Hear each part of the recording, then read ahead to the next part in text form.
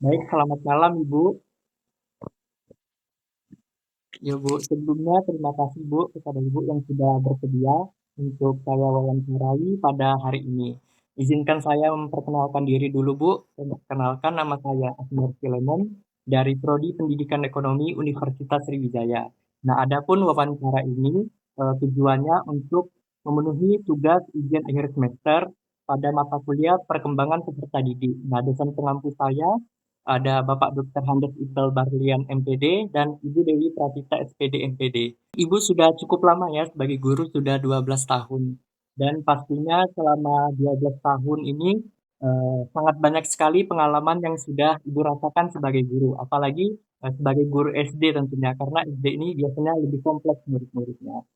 Nah, mendengar pengalaman Ibu sudah 12 tahun ini, eh, metode apa sih yang Ibu gunakan untuk meningkatkan kognitif siswa? Karena ada siswa yang sekali dijelaskan langsung paham. Ada siswa yang dibutuh berkali-kali dijelaskan baru paham. Nah, di dalam satu kelas itu, bagaimana sih metode yang Ibu terapkan untuk meningkatkan kognitif siswa tersebut?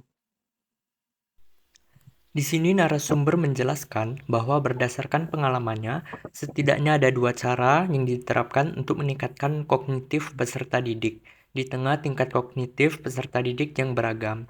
Cara pertama yaitu dengan membentuk kelompok-kelompok kecil, dengan ketentuan di setiap kelompok terdapat satu atau dua peserta didik yang tingkat kognitifnya tinggi, sehingga mereka bisa berdiskusi dan merangkul peserta didik yang kognitifnya lebih rendah. Cara kedua yaitu dengan pendampingan. Setelah proses belajar mengajar, narasumber akan menanyai peserta didik yang kognitifnya lebih rendah. Narasumber akan menanyai kondisi peserta didik. Apakah peserta didik paham dengan materi yang diberikan, atau apakah peserta didik mengalami hambatan dalam memahami, dan pertanyaan-pertanyaan lain.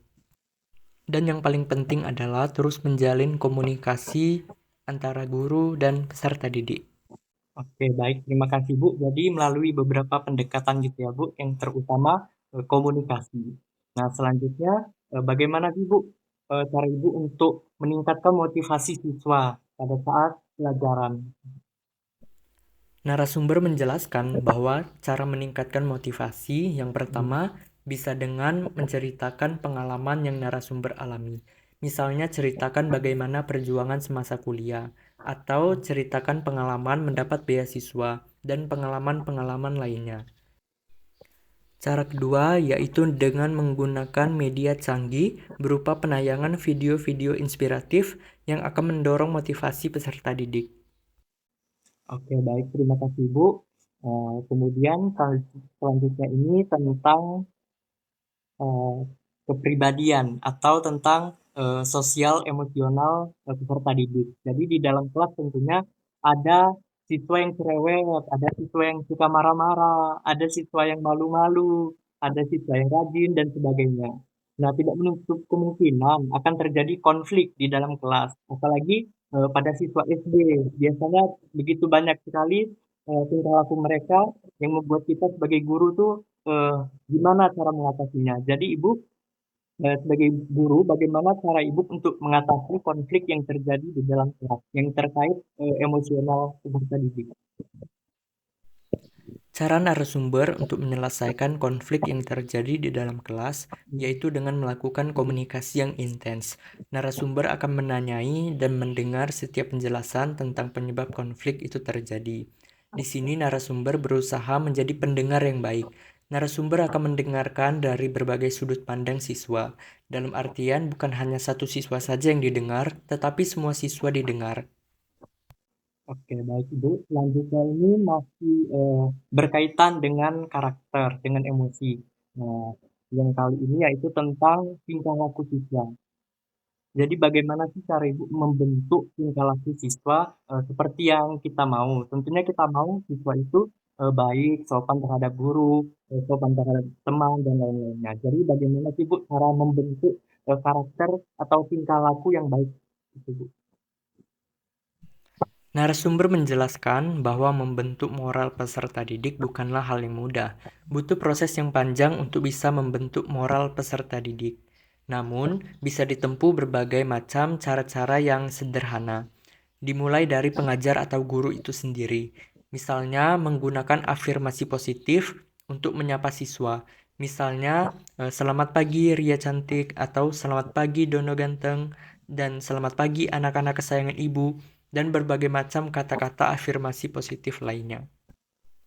Dengan terbiasa mendengarkan kata-kata afirmasi positif, maka peserta didik juga akan menirunya dengan berkata-kata yang positif juga dalam pergaulan.